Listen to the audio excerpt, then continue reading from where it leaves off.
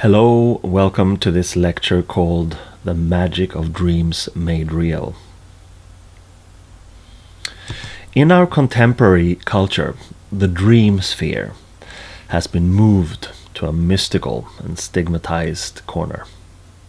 A sphere which we usually try to understand by simplified interpretation models and a superstitious rationality. One of those interpretation models is the hierarchic one. And this doesn't merely come from Freud, but from a much larger background and perspective. But if we stick with Freud's powerful legacy, we recognize the hierarchic structure, id, ego, superego, etc. It's a model we've grown accustomed to. And as with his dream theories, claiming that the subconscious lies beneath and occasionally stirs up things when we let our guards down, reminding us of wishes, desires, fears, and frustrations. One central element in this model is that the rational mind runs the show when we're awake. But there's no escaping the fact that we sleep and thereby dream approximately 1/3 of our lives. That's a lot of time, and a lot of energy spent on something that is generally regarded as something passive and irrational. Strangely enough, this perspective seems predominant, even within contemporary psychology. At least that's how it's being taught today at American universities. The focus here seems to be on clinical experiments, neurology, and neurochemistry. But that in itself contains the same fundamental dilemma as most of the natural sciences. The beauty of a flower cannot be understood by dissecting it over and over again and trying to find out which chemicals are involved. Quoting the American psychology professor Roger Knudson, a critical voice, quote, "American psychology majors learn that dreams are meaningless byproducts of brain processes. This is taught by every textbook in introductory psychology used in our department over the past decade." End quote. Also, quote, "Imagination is mainly a source of error in memory and therefore is not to be trusted." End quote. Freud was a child of his times, and the authoritarian, hierarchic thinking was, in his case, based both on his own religious environment and an overall European culture of post-industrial rationalism. Of course, we can absolutely not say that Freud regarded dreams and their importance as insignificant, quite on the contrary. But he worked within a context where focus on order was essential. Otherwise, in the dualistic logic that reigned supreme at this time, everything would turn into chaos and inner and outer disturbances. Parallel to Freud's work were other manifestations of progress within the natural sciences, some of which unleashed enormous energies for good and bad. The atomic structure theory, with its protonic center and a varying amount of electrons in orbit, quickly generated metaphysical speculations concerning the similarities with the structure of the universe, etc. The atomic model of interpretation of both an inner and outer world is in many ways more usable in most contexts. It seems as though the hierarchic one fits best in processes that are rigid in their focus on pecking order, that is, ascribing something relative value. The higher is worth more than the lower, etc. That kind of value-related thinking doesn't really exist within the atomic model. We are going to stick with the atomic model here this evening. If we begin on an overall human level and look at the protonic center, We might as well call that core the individual. Around the individual, many important phenomena and energies spin around in orbit and make up the individual's makeup, so to speak. One model could be time and function based. 1/3 consists of awake work, 1/3 of awake social life, and 1/3 of sleeping and dreaming. Another model could be the sleeping third, where the proton could still be seen as the individual and the electrons could be physical repose and different types of dreaming, or even different specific dreams. On a very basic level, our existence is all about reproduction and pushing life onwards within our own species. That could be seen to be quite a dull and hopeless existence, but the human being, as an advanced cultural phenomenon, can at least find comfort in personal qualities and traits as the foundation for individual harmony. We apparently nurture a need to feel meaning and purpose, and to a varying degree we also do have the possibility to achieve this in our lives. What it all boils down to is survival. Our bodies need to survive for as long as possible, and our greater collectives too. And on the individual level, it's equally important to feel substance and meaning to be able to survive emotionally. With all of this in mind, we can see how our two waking thirds are very adapted for survival. We deal with what needs to be done to provide nutrition, protection, and shelter, and we work together with greater or smaller collectives to create a solid base for survival.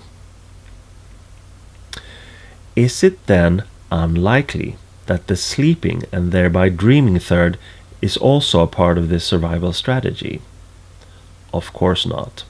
In fact, this could be the most important third of them all. Sleeping isn't merely a passive resting, but allows for the physical organism to very actively repair itself after 2/3 of stressing, wearing, and tearing. And consciousness enters another and higher gear to facilitate for other forms of information, exchanges, and reasonings. This too to facilitate the survival of the totality. To consider dreaming as merely neurological process of order after a day of exposure to fragmented impressions, possibly with some unfulfilled desires thrown into the dream stew, is a presumptuous and demeaning example of how our contemporary times denigrate individuals to utilitarian units inside a soulless collective. However, we're not supposed to be dealing with zeitgeist criticism here, not this time. So let's stay with the function of the dreaming. Just as we communicate with our near and dear ones, work colleagues and others during the two waking thirds in specific and conventional ways, the very same things happen with other consciousnesses during dreaming. The function of the dreaming is communicating, reflecting, reasoning, and instructing. The question then arises, with whom, from whom, about what? The most common piece of criticism is that it's not possible to prove that the dream sphere is mainly instructive, since empirical experiments haven't been made to validate these theories. Well, not yet, anyway. On a realistic level, though, this perspective of criticism fails. Only a fraction of all users can in detail explain how the internet works on an empirically acceptable level. But that certainly doesn't stop them from communicating with each other. Not seldom with entirely strange or new acquaintances, and in new ways. Not seldom with a conscious purpose to learn about something or someone, and while at it also learn more about oneself. A fragmented dream recall is a big problem, and it's predominantly a cultural one. In many cultures where dreams and dreaming in general are given a higher status, the recall is more detailed, denser, and longer. In our own sphere, we often wake up via aggressive cell phone signals and thereby lose out on a soft hypnopompic agitation. If one is aware of it, there's always the possibility to adapt once waking up a bit. Softer alarm signals and clocks with pulsating light are a few examples. It's interesting to see how this has recently been implemented in transcontinental flights. Instead of brutally just switching the lights on in the cabin when it's time to prepare for landing, soft, pulsating and psychedelic multi-colored lights now bring the passengers back to a waking state. Incidentally or not, these models of airplanes are called dreamliners. It is totally possible to approach one's own dreaming. The first step is simply to value the meaning of the dreaming in itself, not merely as an intellectual or mental perspective or approach, but by integrating the process as being absolutely essential, that is, necessary for living. A dream diary or notebook by your bedside is good, or perhaps a little dictaphone that you could just talk straight into. That is interesting for the sake of dream substance, but also because you consciously leave a hypnopompic comfort to be able to report to yourself. It's a self-discipline method that leads to increased recall on all levels: frequency, intensity, length, etc. Another central aspect of valuing is the interpretation process. We live in the midst of a post-Freudian and sometimes post-Jungian world of interpretation, and many of the theories and models are totally dominant today. Many of them are still useful, but the most important thing is simply that you interpret your own dream. The analyst or therapist hasn't dreamt your dream. You dreamt your dream. If the interpretation isn't mainly yours, to as great an extent as possible, there will be an inherent level of distance and abstraction that complicates deeper understanding. If you're aware of and accept that all dreams are instructive, the process in itself becomes an incentive to work harder. It's not only fun, fascinating and exciting, but also potentially essential when seen in relation to the survival instinct. In this cosmic ultra-holism, you, as the dreamer, communicate with an overall and permanent life force or intelligence through your own active filter, being a synthesis of concepts like human being, individual, sleeping environment, cerebral and emotional processes, and so on.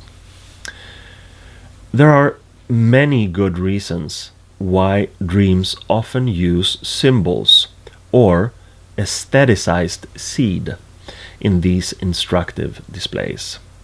The pioneering intuitions of Freud and the early psychologists were correct. The two waking thirds are based on programmed behavior and a hierarchic structure.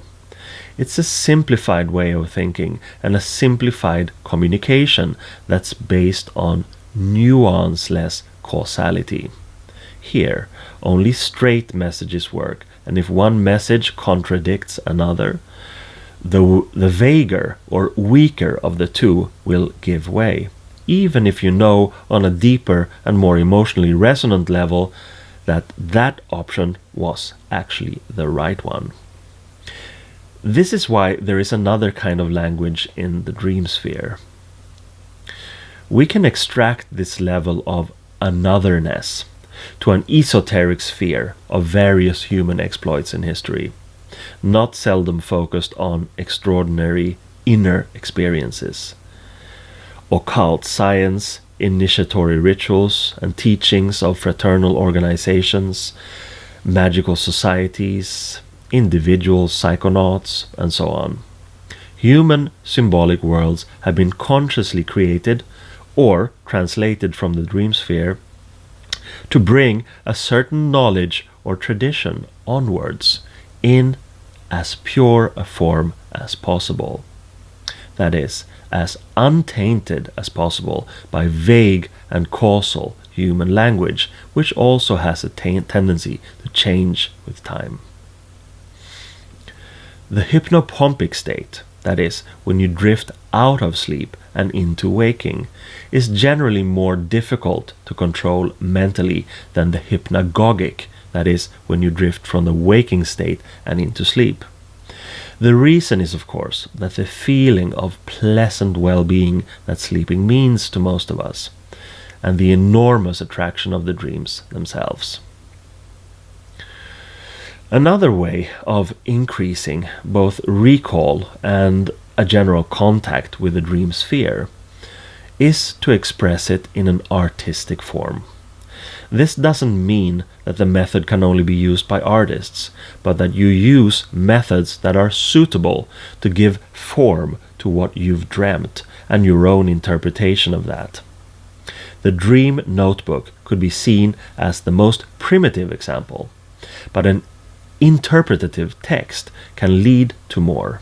The same for drawing or painting, the recreation of the dream sequence in images. The reason is, as mentioned before, twofold. You get a better reflection surface for concrete interpretation, and you thereby value the process as such. In one's own interpretation of the dream lies also the possibility of changing the perspective. Consider that the dream you have experienced and remembered perhaps wasn't dreamt by you at all, but that it is something that was presented for you from the outside, like an existential gift. To give an outer form or shape to something inner is classical magic. To give form to something desired through artistic work, like poetry, drawings, paintings, sculptures, etc., is to awaken life within the desire. That goes for nightmares too, although hopefully the other way around. The expression creates a catharsis of the undesired. The creative externalization of dreams apparently has therapeutic qualities of many kinds, and this has been integrated in some segments or schools of psychology in different forms of art therapy.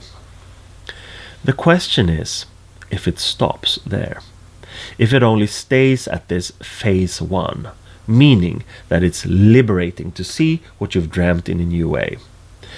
I would like to argue that both frequency and intensity in this process increases the dream sphere contact interface in itself. Recall becomes easier, which facilitates a more efficient interpretation work. It also brings an increase of general existential stimulation in the form of fascination and joy, which I absolutely ascribe to the literally essential function of dreaming. An analogy: you can eat various kinds of junk food under stressed circumstances, or you can eat consciously good and nutritious food under relaxed circumstances. What you choose will affect life as a whole, not only the alimentary system and its work as a purely physiological phenomenon. We often appear in our own dreams. This indicates not only a personal presence in a kind of poetic flow of irrational wishes, but can just as well indicate an instructive process.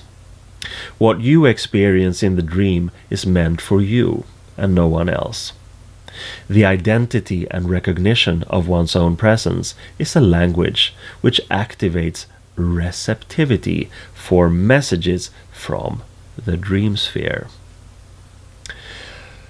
Under normal circumstances, we awaken with and in dream fragments.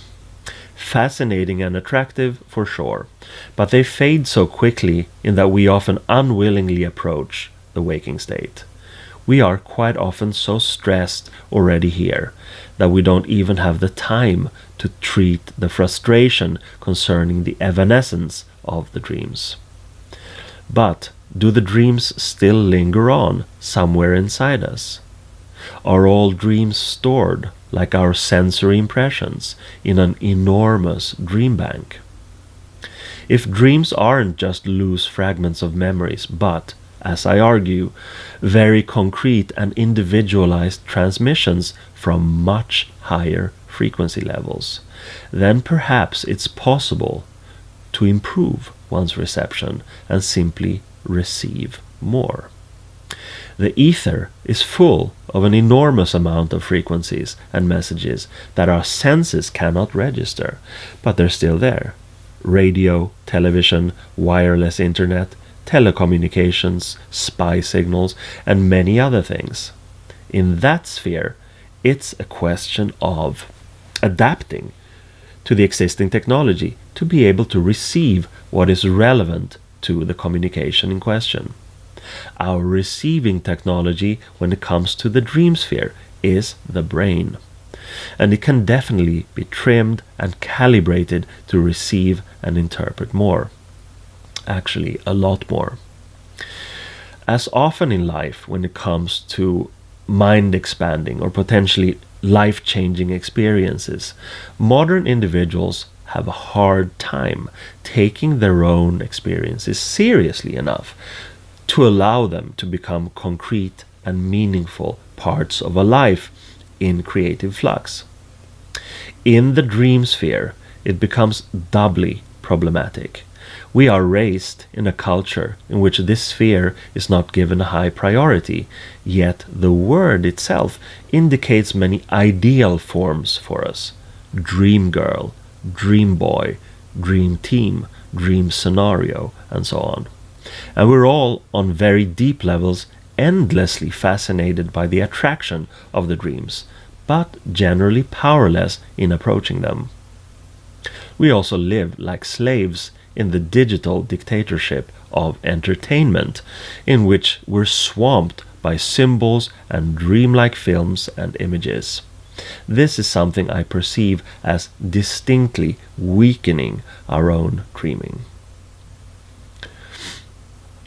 It's not unusual that creative people have a good and active relationship to their own dreams, regardless of how concretely they work with them. We shouldn't just mention the strict sleep-based dreaming here, but also things like active imagination, daydreaming, hypnagogic states, hypnopompic states, and also deep forms of meditations. Again, this is not only for or by artists. Many scientists, engineers, philosophers, writers, and others who live by thinking in new ways often feel a kinship with the attraction to the abnormal within dreaming. On a general level, though, these people are exceptions rather than rules. But it hasn't always been like that. Even in the West, dreams used to be more integrated. During antiquity, Greek physicians often consulted dreams in their diagnostic and healing work. Plutarch's stories of antique Greek and Roman lives are filled with integrated dreams on religious as well as personal planes. A lot of people probably associate this systematic or prioritized dreaming with so-called primitive cultures, as is the case with magic in general. A big difference between then and now is that dreaming used to be collectively integrated in almost all of the world. Today we dream alone. Well, at least in our cultural sphere.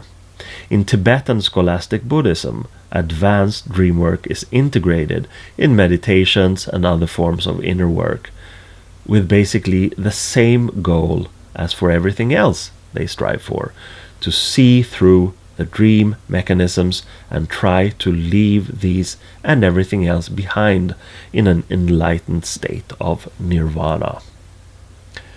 Mark Twain and many other inspired authors have claimed that telepathy is completely normal excuse me, and that the dream sphere is that place in consciousness where you can travel freely as you will, even in time. All that's needed is basically that you value the process and that you start working with it. The engineer Edison was close to addicted to his hypnagogic moments, as he learned early on that his best ideas came while in a hypnagogic state of mind. After having worked in a very high tempo mentally, he usually allowed himself what he called catnaps, short breaks. He sat in his office chair with 2 steel balls, one in each hand, then drifted off. When he fell asleep properly, the balls fell to the floor and the sound woke him up. Very often he had a new idea clear in his mind at that time. Quite often these eureka moments come after an intense intellectual work process that the person in question then sets free in a dream sphere. Einstein had been thinking about his theory of relativity for 10 years, and when his epiphanic moment eventually arrived, it arrived after a dream that drifted into a hypnopompic state. Here we can see an analogy to traditional magical thinking, in which a work of will culminates in a ritual, after which you set the desired effect or result free to find its own manifestation where and when it's suitable. Goethe, Wagner, Brahms, Puccini, and hundreds, if not thousands of other prominent artists of different kinds have all admitted their debt to either dreaming proper or hypnagogic states of mind. Kekulé, the man who discovered the benzene molecule in 1890, did this in a revealing dream in which a snake-like being moved around in a, to Kekulé, molecularly applicable way. The facts were already inside his rational intellect, but he needed to have that final detail presented to him under irrational circumstances. It's interesting how these key moments are never spelled out, so to speak, but always come in a symbolic form that makes the lock unlock. It seems as if the symbolic world of images is richer and often more efficient than rational clarity. Art history is of course filled with people who've created remarkable things, and I think most of you know this sphere better than that of benzene molecules. We have to mention the Surrealists, of course, who not only jumped out of dreams in terms of inspiration, but also to a great extent externalized the dreams in their artworks. This may have increased their personal dream contacts, but they also helped to undermine the conservative, destructive, and post-industrial consciousness of the Western world. The strong and often erotic, surreal images and texts, to a great extent inspired by Freud and psychology in general, created a higher level of tolerance of inner spheres and dream languages.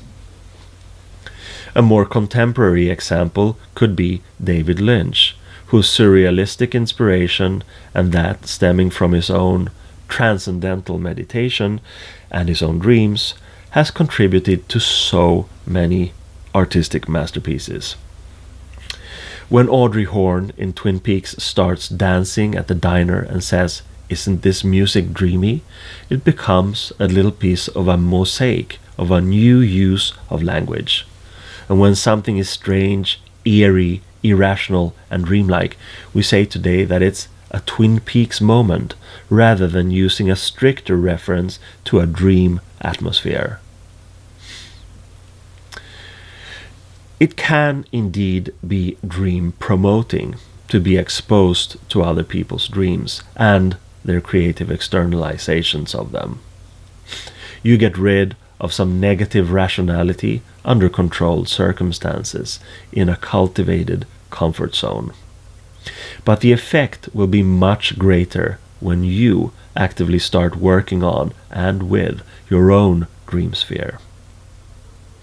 Let us now finally toy with the idea that what we do during our two waking thirds is simply to move the biological being onwards. We add nutrition and work for survival and at the same time get really tired.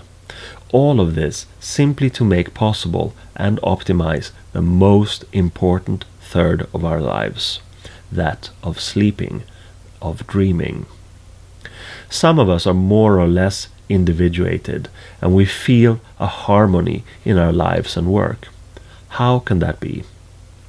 Isn't it possible that it has to do with an optimal placement of individual capacity in a greater totality of a life-affirming movement? Aren't we all actually receiving information about these things in the instructional moments of our dreams? Is the basic problem simply that a weak recall obstructs an increased awareness about our own capacity and our own existential potential? I would absolutely say so.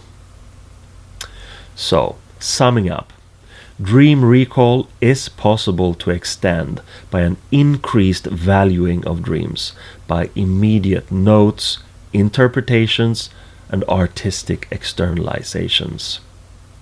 It's extremely important that the interpretation of the dreams is your own. Consciously prioritized dream work in general brings increased dream response, frequency, strength, resonance. The dream sphere is not only made up of fragments of memories or wishes that the brain as a neurological composite tries to process to recreate order during sleep.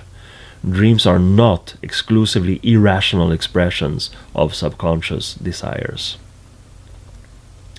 The dream sphere is beyond time and space and outside causal, logical, that is, man-made structures. The dream sphere contains directed individual messages containing information and advice in regard to behavior on individual and collective levels. A simple analogy is ether-based media and wireless internet, where you have a sender and a receiver and which requires a specific technology.